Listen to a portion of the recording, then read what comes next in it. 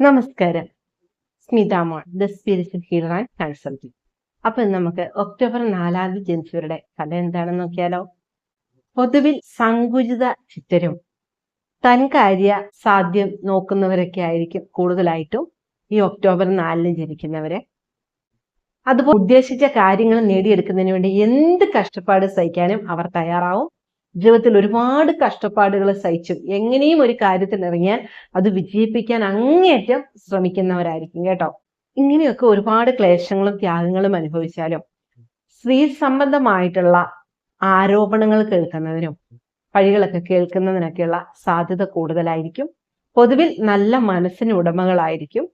സ്വന്തം കാര്യം നോക്കാന്ന് പറയുന്ന പണിയെടുത്ത് അവനവന്റെ കാര്യങ്ങൾ നോക്കി ജീവിക്കുന്നവരായിരിക്കും.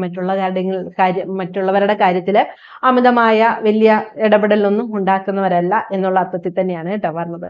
അപ്പൊ എല്ലാവർക്കും സുഖല്ലേ? ഞാൻ